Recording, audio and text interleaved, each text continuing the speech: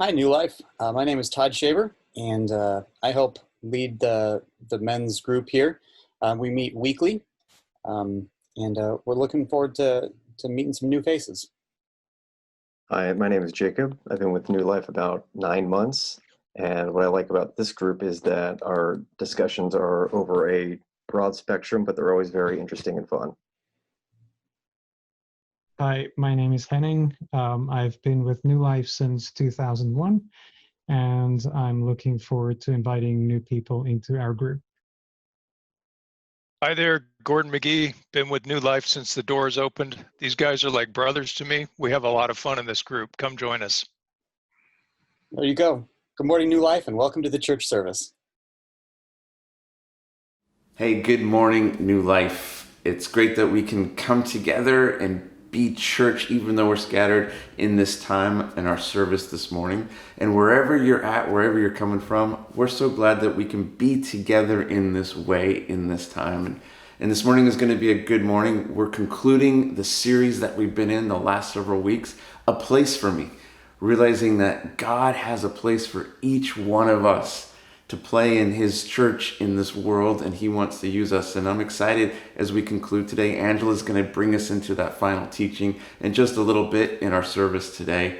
But as we get started right now, I want us to invite God to meet with us, because he's with us even as we're scattered in different places right now. He's there with every single one of us, and he's got something for you. He's got something for me. He's got something for every one of us today. And so let's invite him in. And so let's pray together. And so, Father, we look to you to meet us in the spaces that we're in, that through you at work in each one of us, you're bringing us together. We're connected because you're at work in our story. And so today, would you let us hear what you have for us? Would we be able to receive the things you want to show us and call us into today? And so thank you that we can be in this place with you today. Amen.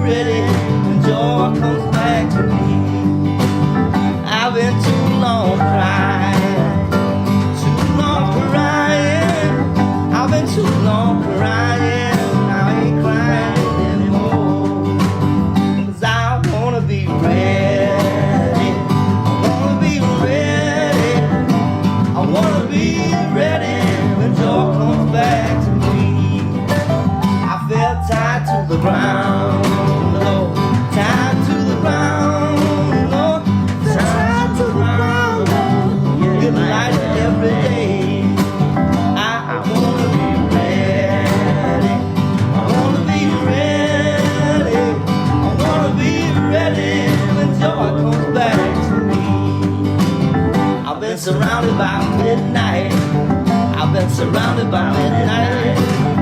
Surrounded by midnight. The sun's gonna warm my face. 'Cause I wanna be ready. I wanna be ready. I wanna be ready when joy comes back to me. I wanna be ready. I wanna be ready. I wanna be ready when joy comes back to me. I said hallelujah to the Lord of love. Jesus, I know your grace is enough. Pick me up when I'm falling down. Put my feet on the solid ground. Hallelujah to the Lord of love. Jesus, I know your grace is enough. Pick me up when I'm falling down. Put my feet on the solid ground. Hallelujah to the Lord of love. Jesus, I know your grace is enough. Pick me up when I'm falling down. Put my feet on the solid ground. Hallelujah to the Lord. I wanna be ready. I wanna be ready. Wanna be ready when joy comes back to me. I wanna be ready when joy comes back to me. I wanna be ready when joy comes back to me. I wanna be joy comes back to me.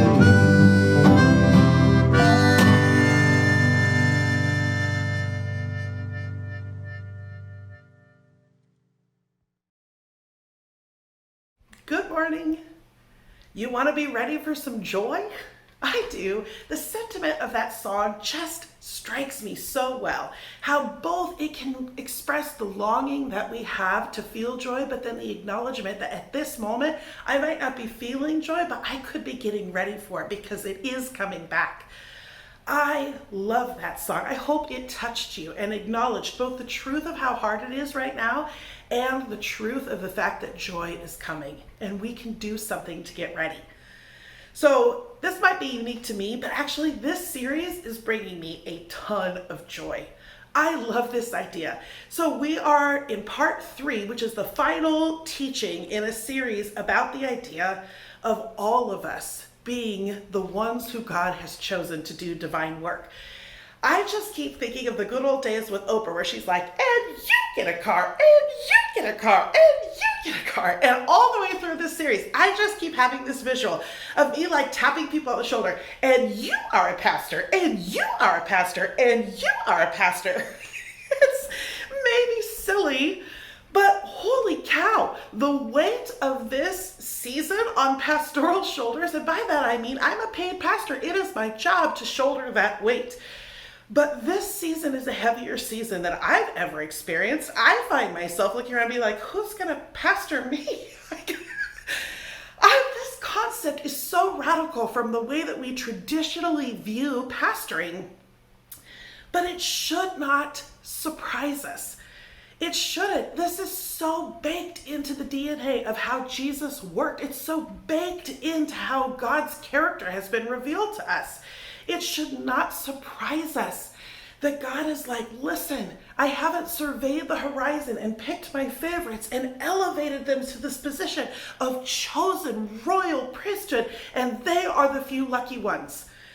There's nothing about that that fits what we know to be true about God. It should not surprise us that God quietly sits next to each and every one of us and is like, hey, do you want to do some divine work? Would you like to make an impact? Would you like to watch people be blessed by the words I'm going to give you? Would you like to walk with people in such a way that they tangibly do not feel alone anymore? It should not surprise us that God sees each and every one of us uniquely and is like, I want to use that in you to bless the world. This is so who God is. The question is, will we dare to believe it about ourselves? And this series is bringing me so much joy because I feel like we finally get to talk about a concept that I resonate with so much, which is you are my coworkers. We are one team we share a commission. And it's not just to be a light to the world and to draw people to Jesus. It is to be the hands and feet of Jesus, the voice of Jesus, the hope of Jesus to other people. And in the process, if we will take that commission on, we also get the joy of receiving pastoral care from a much broader set of people than a few chosen few that we have earmarked and elevated. It's so radical from the way we usually view pastoring. And it is time, people, it is time to ditch the old antiquated way of thinking about a few chosen few that do divine work. You were made for this. The question is, will you step in to your calling and join the foray? This concept comes back from an ancient thousands of years ago. I don't even know how they applied it at their time. It just feels like it was written for us right now in 2020. Have we ever needed more pastors to lovingly and tenderly enfold people in a sense of togetherness?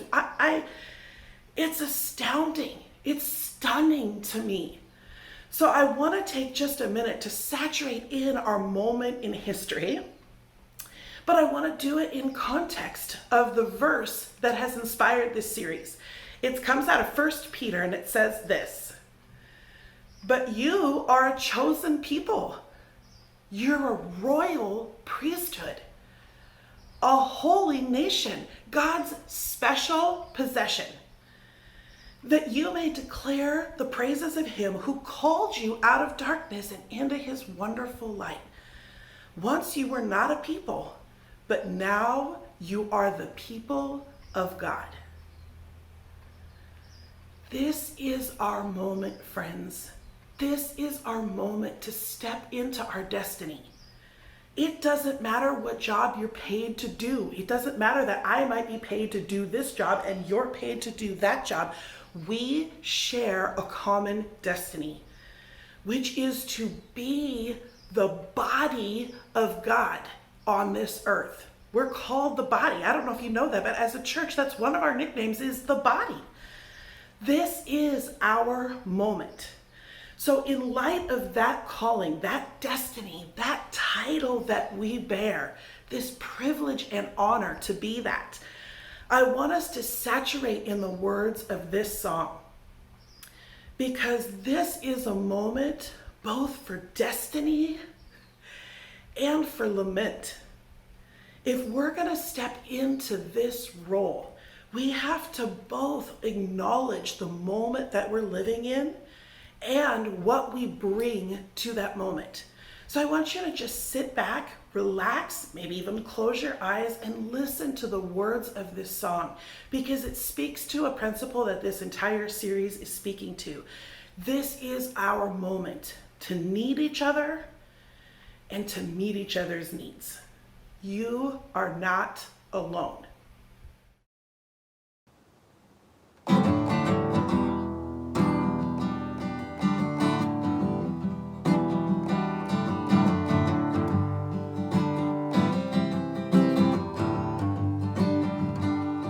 You're not alone, I'm with you.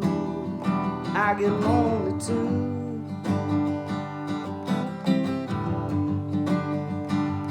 What's that song? Can be sung by two.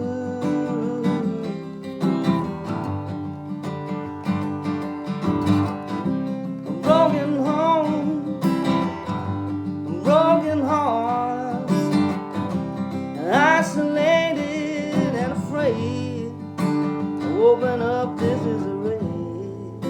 I wanna get it through to you. You're not alone.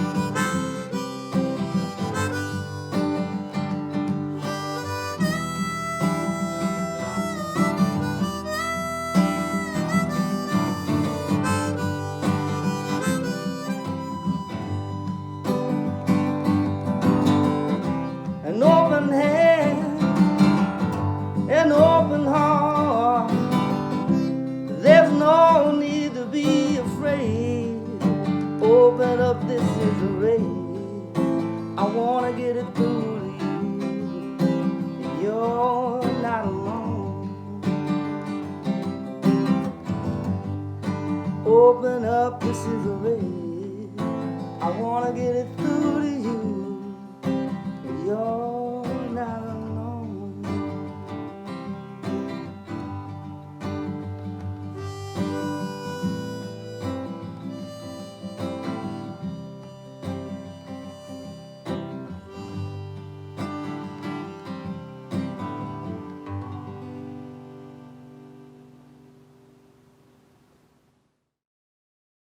There's a line in that song that just echoes in my brain. Open up. This is a raid. I want to get through to you. You're not alone. I think the essence of that is what we're talking about here. What kind of needs do we have right now to feel not alone? But what kind of courage does it take to be one of those friendly invasions? And how much more powerful is it if it's not just two humans connecting with each other and having a sense of camaraderie, but if one or both of those humans chooses to bring with them a piece of heaven, a little bit of the divine? It's a game changer inside that interaction. So all the way through preparing for this conversation, I have had this visual in my head, and I'm gonna reveal my inner nerd here. I didn't even know I was a nerd until I married a nerd, and then it turns out I'm a nerd. But Doctor Strange, have you seen that movie? There is a visual in Doctor Strange. He can open, in his superhero type of way, he can open a portal that will transport you from any place that you want to be, that you are, to any place that you want to be. And it's just magic. I think this idea of us being royal priesthood, us being a chosen people, this visual, I think, could be really helpful to us, because here we are, we sit in whatever circumstances we sit, and there's another person sitting in this space with us. How cool if we click into this visual of, you know what? When I come into the space, I open up a portal to heaven. When I smile at this person, I have the ability to bring with me God's affirmation to this person. That me, just being me, doing the things I'm doing, can be a portal into heaven. Friends, it is not too radical to say that you are heaven come to earth. Okay, all right, I can already feel you disagree with me. I know you're not perfect. I know you're practically perfect in every way. I know you're not perfect. Neither am I. You don't let me bless you with my words of affirmation because I'm perfect. It's just that I have something to offer you that you need. And what I have to offer you is a little slice of heaven. I don't know. I'm not actually pointing at this slice of heaven. In my mind, there's a portal opening right behind me because that's the role that I play. I am not the magic, but the beauty is God wants to use me in such a way to bring a little touch of heaven to earth when you and I interact. It's just that easy. I don't have to be perfect to do that. All I have to do is actually acknowledge that God wants to do that through me. So when you and I have a conversation, I have an opportunity to bring a little touch of my divine design and a lot of touch of God's awesomeness into the moment. And it's not that complicated. I know it seems intimidating, but it's not. It's just not that complicated. Friends, we do this when we smile at each other. We do this when we offer forgiveness. Have you thought about that moment?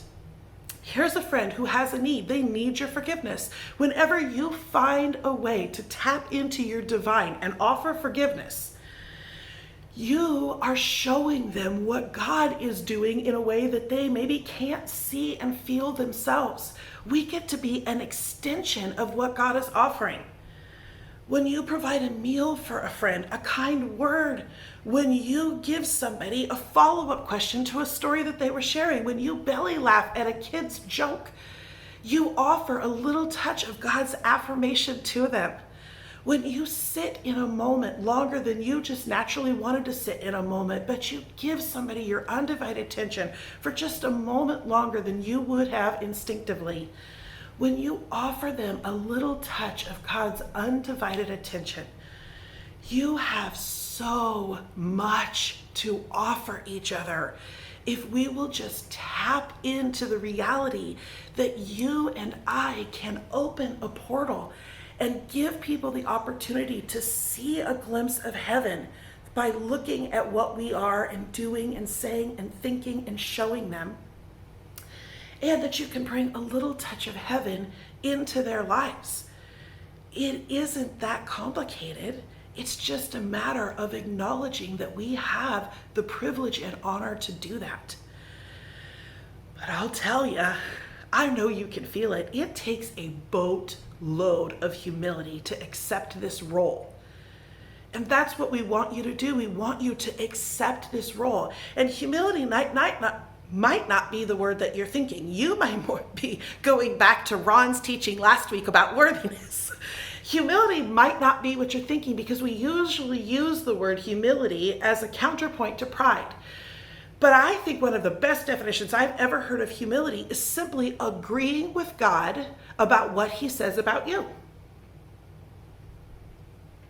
That doesn't sound that complicated. It can be, but that's not that complicated. God has said, I have chosen you. I want to work with you. I want you to open a portal, and I can uniquely show people who I am and what I'm like and how much I love them and how much I'm with them, if you will just acknowledge that that's what I want to do through you. That's what God says about us. It takes a lot of humility to agree with God in that way. You can do it, friend. At a minimum, you can start experimenting with it. How beautiful if we just begin to enter a space and acknowledge at the beginning of that moment, hey, I have the opportunity to be a portal here. How can I listen in such a way that somebody feels God's presence in this space? How can I be here in such a way that I bring a little touch of heaven's hope into this space?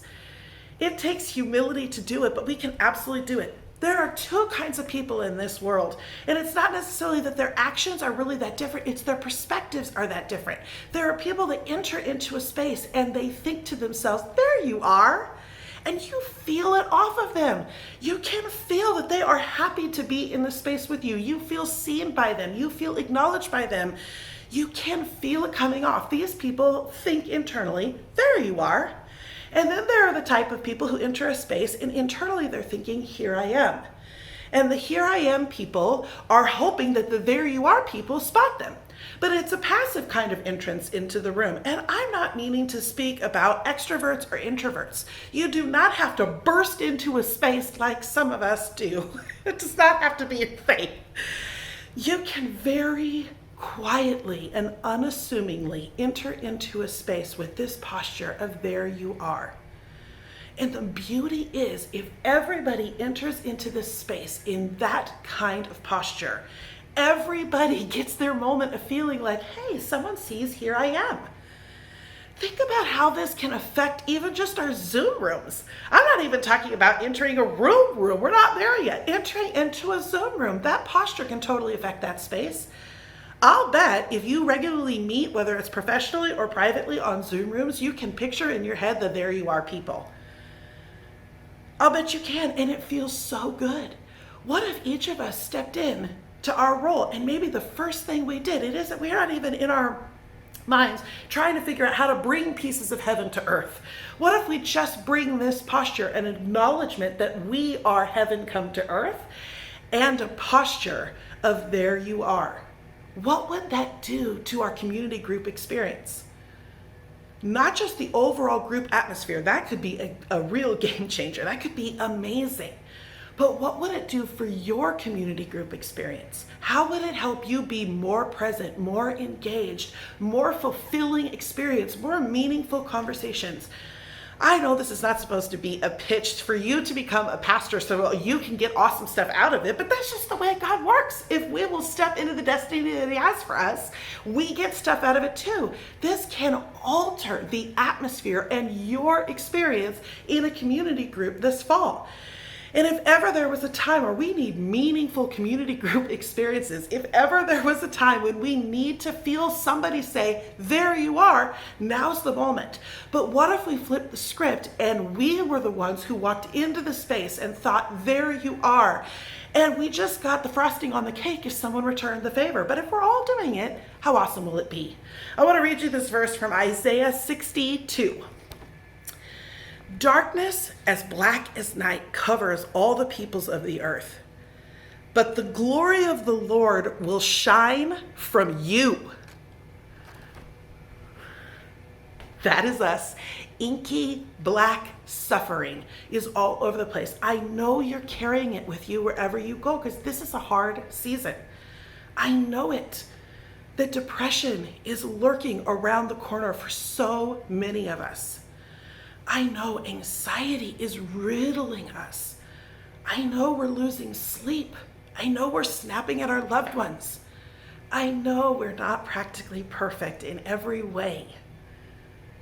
But even in those conditions, it turns out that you and I are a portal to heaven. And when we take the time for the meaningful eye contact, we take the time to check in with somebody, we take the time to posture ourselves to enter a space as a there you are person, that it turns out accepting this role of being a pastor to each other is the best way for us to actually receive the blessing that we need during this time.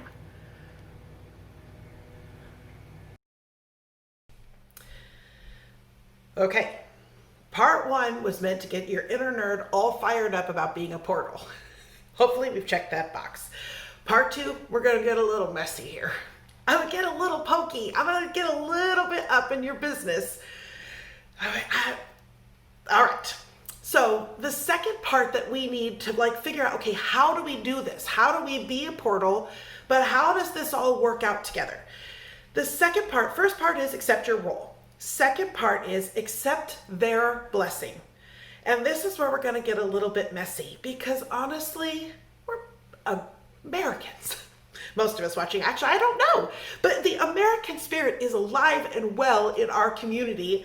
And a lot of us get a lot of our identity from being the ones who help other people. So it is totally possible that step number one of accepting your role is not our biggest hurdle.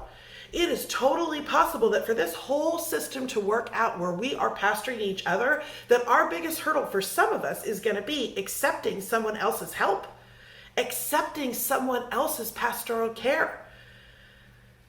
Friends, it is not our normal to admit a need. It is not our normal. And for some of us, this season of deep need is messing with our equilibrium, because we have found that it is completely impossible to keep this perfect image of I've got it all together. We do not have it all together. We don't. We need to start asking for help. All right, my soapbox, I can feel, I'm getting up on it. We need to start making it okay to ask for help. And you might think the way that we make it okay is for someone to offer help, and then maybe we have the courage to accept it. Friends, we got to set the bar. We got to set the example. We got to model for each other what it means to humble ourselves and ask for help. We need to accept other people's blessings on us. That needs to become part of our norm. It was never, ever, ever supposed to be that we were more defined by our independent American spirit than we were defined by our Christianity. And in this way, our Christianity should be defined by the fact that we admit we are not independent creatures. We are actually dependent on God and dependent on each other, and it's better that way. This is not a thing that we do because we just can't possibly keep up the independent act anymore. This is a thing we choose to step into. We choose to acknowledge our need. We choose to acknowledge our dependence on each other, and we choose to accept someone else's blessing. I don't know how much time you've spent thinking about totem poles, but we like to think we're at the top of the totem pole and we're just blessing everyone beneath us. But poop, that's not working for us. It is time. It is time to find the humility to accept blessing from other people. It is time to break down some of this arrogance that is masked over by an independent spirit. It is time to acknowledge that we are better together. It is time to acknowledge that our needs make us a beautiful mix together of giving and receiving. I heard it said one time that a true generosity of spirit is not possible if you cannot accept help. That's not how we define it. We think about generosity in only the giving sense. It is time for us to find the humility to accept the blessing of other people, to courageously and maybe tentatively, maybe hesitantly, maybe even a little bit stubbornly find a way to step into vulnerability. This isn't just about raising up a whole army of people who are like, I can fix it, I can fix it. This is meant to raise up a pastor's heart in each of us and recognize that we have a divine role to play, both in giving and receiving the goodness that comes out of these portals.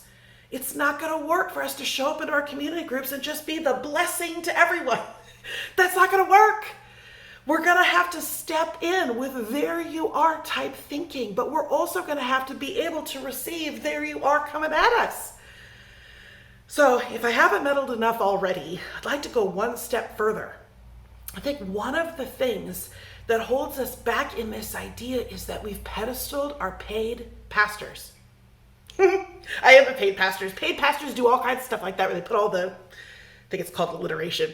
Obviously, I'm not that great at it because I did it on accident, but we have pedestaled our paid pastors in such a way. Peter Piper picked a peck. I can't even say it one time. We're going to be in trouble in this section, friends. Okay, some of the problem is that we have taken our paid pastors and we have put them up on these pedestals, and they are the only ones that we will humble ourselves to and receive counsel, receive feedback, receive blessing, be prayed over. Oh, sure, maybe we're game to pray with each other, but it is a little different when we stop to think about what it means to be prayed over by someone. For one, in our first role about like, hey, we need to accept our role, do I have the confidence in this calling that God has given me to pray one of these pastoral prayers over somebody else? That's maybe a hurdle for us to accept our role in that way. But I think an additional hurdle that's related to this idea of accepting each other's blessings from each other is this idea of humbling ourselves to receive that from someone we haven't put up on one of these paid pastor pedestals. I'm not gonna be able to say that without smiling. Here, let's just picture the scenario for a second. Somebody in your world who is a Christian, who is one of these portals to heaven, but who you find to be incredibly difficult to interact with. What happens in your heart when you picture that person praying a blessing over you? I don't know about you, but there's a level of humility to receiving that blessing that I struggle to find. But I think this double whammy, there's a thing going on here that's a double whammy. This pedestaling of our paid pastors does not allow them to be human, to receive from us what every single human being was supposed to be receiving. We've put them up in a place where we can't attend to their needs. That they have needs for vulnerability, they have needs for safety, they have needs to be prayed over, to be encouraged, to be affirmed. They have needs as well. I have needs, it's not a they. Get me off that pedestal. That is a problem. But additionally, I think because we've done this, and that is a naive picture of the humanity that is up on that pedestal. I think, though, that one of the ramifications of doing that is that it gives us a free pass not to accept the pastoral care from difficult people. Oof, I know I'm pushing you. I know I'm pushing me. But the truth is that annoying Christian in your life, they're meant to be a portal to you. Now, they may not be all things God to you, but can you find the humility to accept their blessing? If they check in with you to be that portal, can you humble yourself enough to ask for prayer? Can you humble yourself enough to be vulnerable and choose to share? Dude, I'm pushing us. I'm pushing us. But if we want to walk out the door, well, we don't walk anywhere out the door these days. If we want to leave this service today and begin to take steps into this destiny that we've been called to in both pastoring each other and receiving each other's pastoral care, we have to talk about the nitty-gritty of this. And humility is a big piece of this puzzle. Will we have the humility to accept what God says about us and accept this role? And can we find the humility to receive each other's blessings? Here's the thing. This apparently is not a 2020 problem. This apparently is not just an American problem, because in the Bible, in Ephesians, there is a verse that talks distinctly about what paid pastors are supposed to be doing and what non-paid pastors are supposed to be doing. Let me read this to you. So Jesus himself gave the apostles, the prophets, the evangelists, and the pastors and teachers to equip his people for works of service, so that the body of Christ may be built up. We each have a role to play. Those of us who are paid pastors are not paid to be the best of humanity. That's not what we're paid for. We're supposed to be paid to equip you and to build you up and to empower you and to send you off into whatever spaces God has called you to, whatever relationships God has called you to. Our job is to equip and empower you to actually build up the body. Community group leaders, welcome to pastoral care. You've been doing it. You know it. I know you know it. Sometimes we just don't acknowledge it. But that's still a leadership position. Some of what your role is right now is not to meet all of the needs of your group.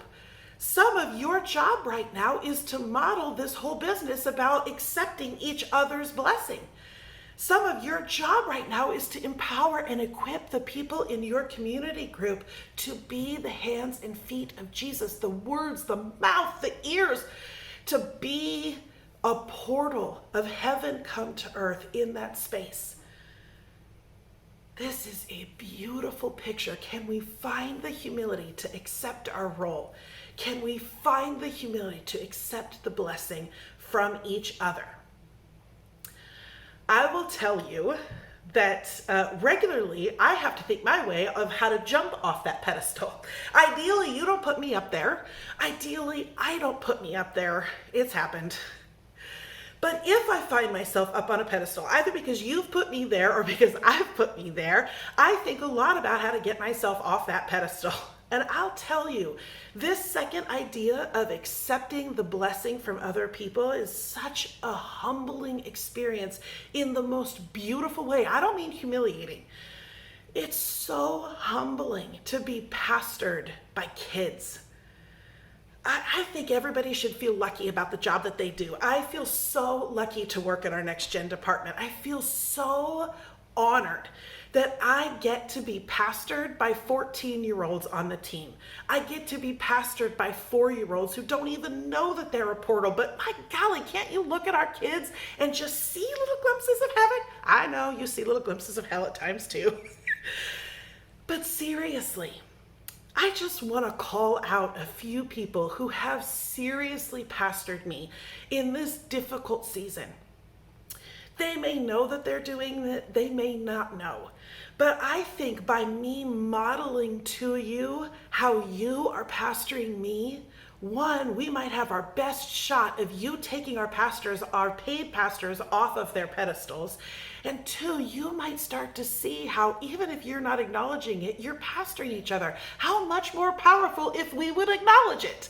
So I would just like to call out a few people who have pastored me in this season and thank them from the bottom of my heart.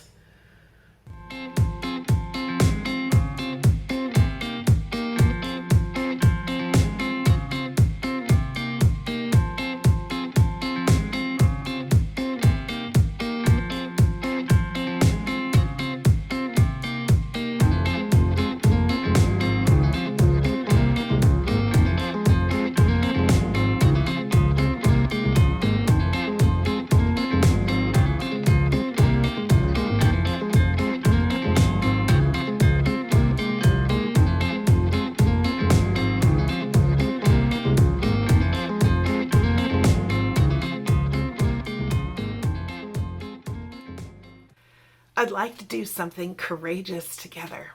If you dare, would you pray a prayer with me? A prayer of commissioning.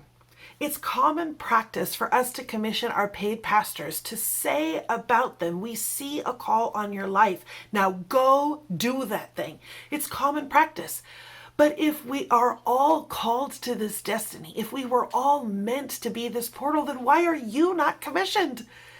So if you dare, I'd like to pray over you. And if you dare, I'd like you to put your hands up, your palms up to receive this prayer. And if you dare, I'd love, as I pray along, any sentence that reverberates with you, even if it's just a, I want to say that's true and I'm yet not ready to actually say that's true. If you'll have the courage, just whisper throughout this prayer, that's true.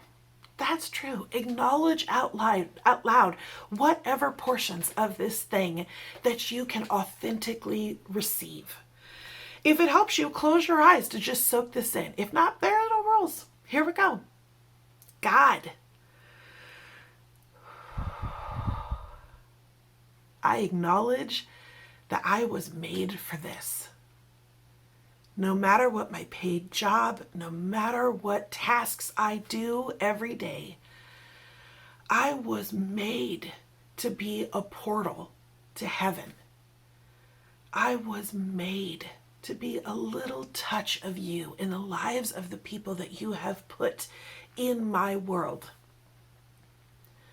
I acknowledge that it's going to take some courage to step out and start experimenting with this.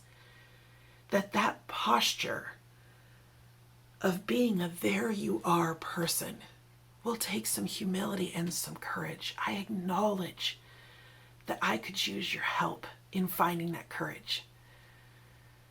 I also acknowledge that I need to find new levels of humility, to both have the humility to acknowledge the needs that I have, to step into those vulnerable places, but also new levels of humility to receive from people, to maybe even dare to receive your blessing from people who I struggle with. I acknowledge that if I try to do this on my own, if I try to be heaven to earth on my own, it is not sustainable, it is not enjoyable, and it will not work. I acknowledge that the blessing that I have to offer my world is only as good as you have blessed me, is only as good as I have tapped into that blessing. So I acknowledge that I need you. Right off the bat, let's just start with that. I've got the humility and the courage to admit that I need you. But I also am seeking the courage to say, I accept this role. I am yours to do with as you see fit. I will have the courage to begin experimenting this week in ways that I could bring a little touch of heaven to earth.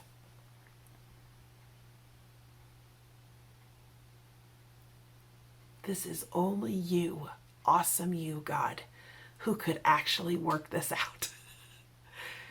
We love you for it.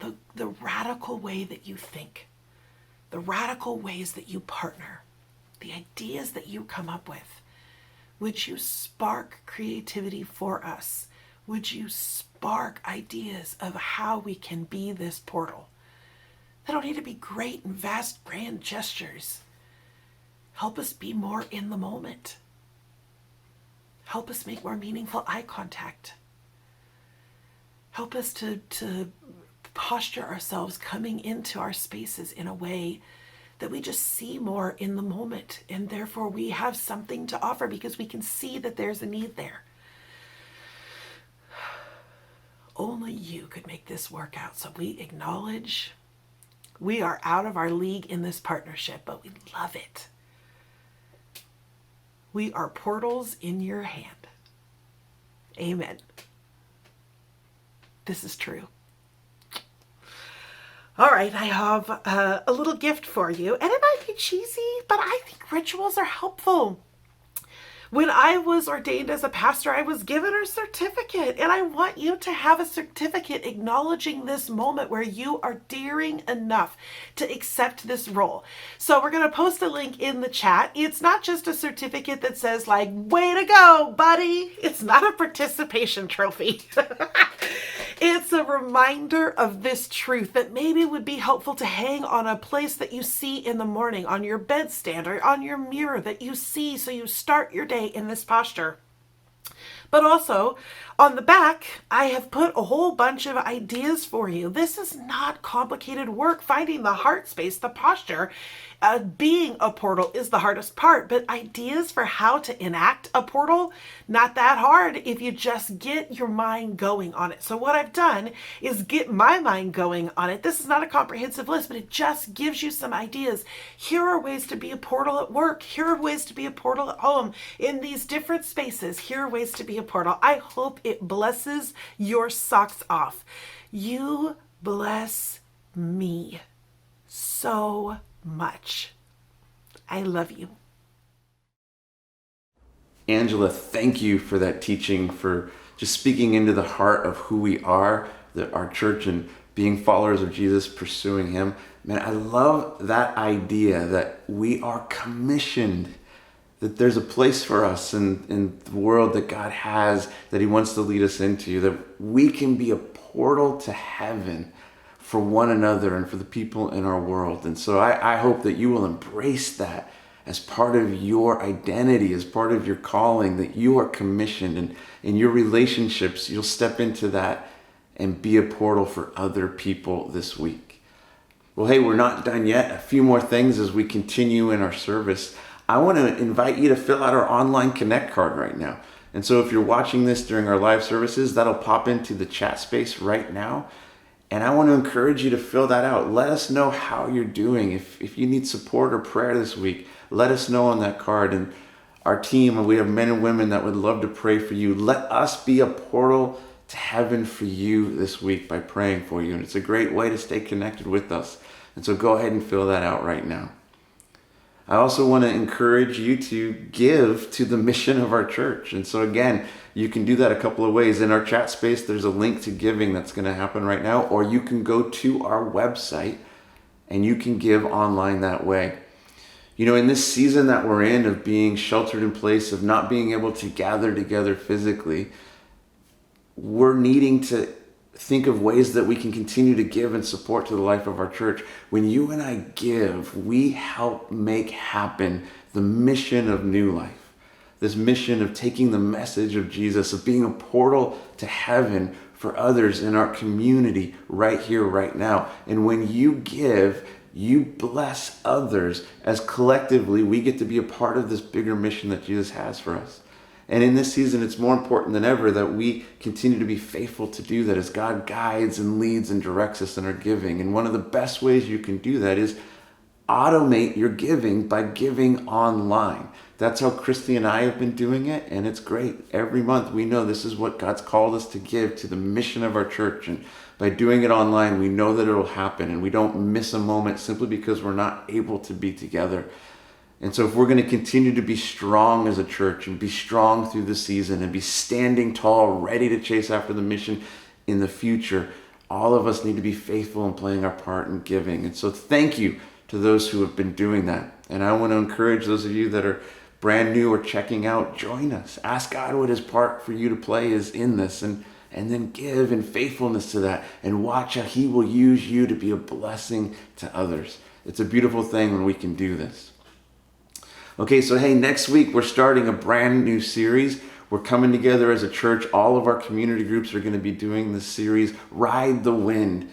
And we're going to be spending time looking at how we participate and partner with God in living this empowered life of growth and transformation that changes us from the inside out so we impact the world around us. And it's going to be a great time that we're kicking off. But a big change that we're making starting next Sunday, the 27th of September, is we're going to one service time online.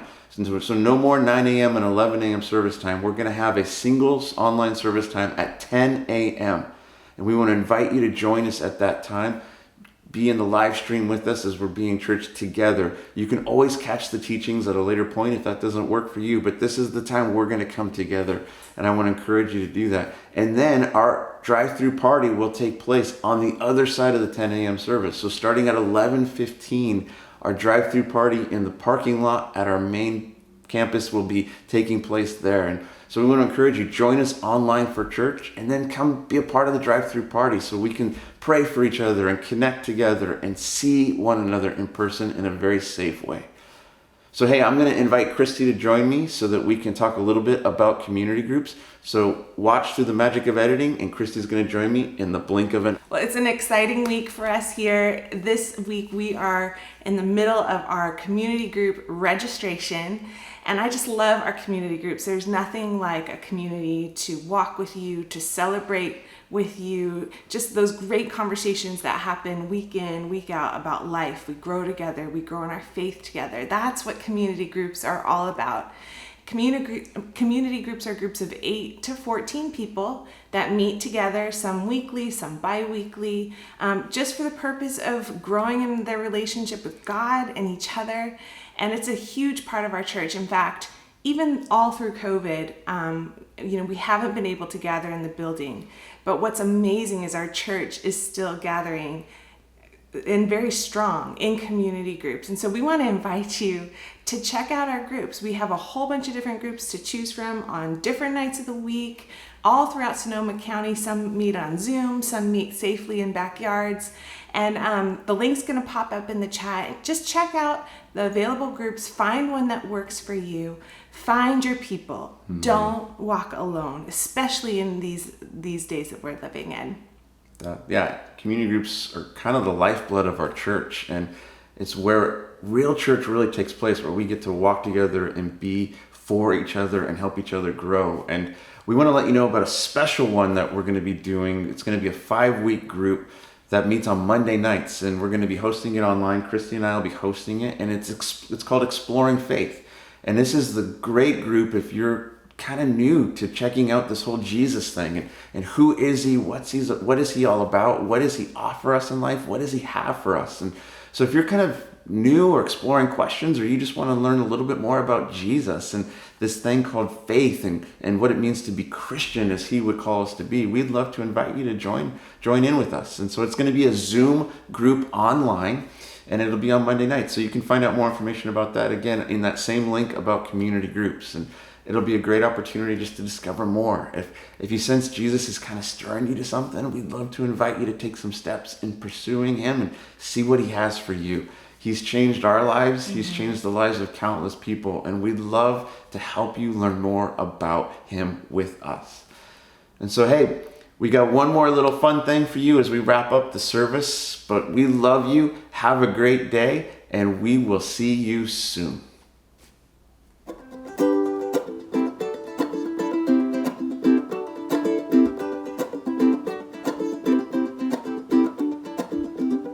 Plenty things in this world I don't understand. Plenty days that don't go according to my plans. But I'm walking hand in hand with the man. Whoa, that's right, I said I got Jesus. I got Jesus. I got Jesus. He gets me, he gets me, he gets me. And he loves me anyway. He gets me, he gets me, he gets me. Hallelujah. That's right.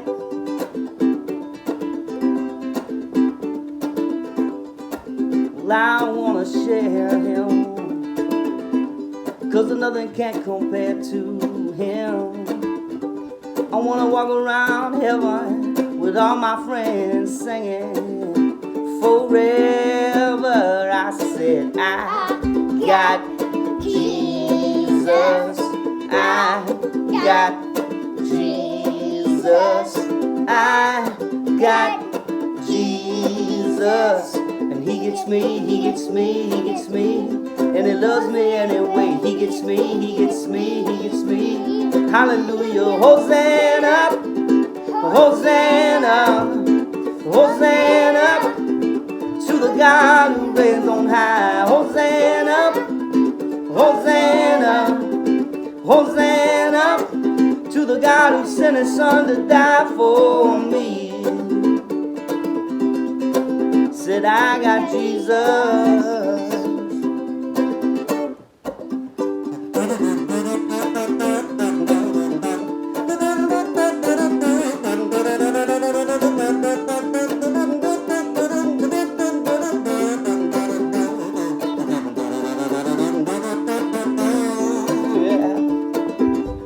Plenty things in this world I don't understand.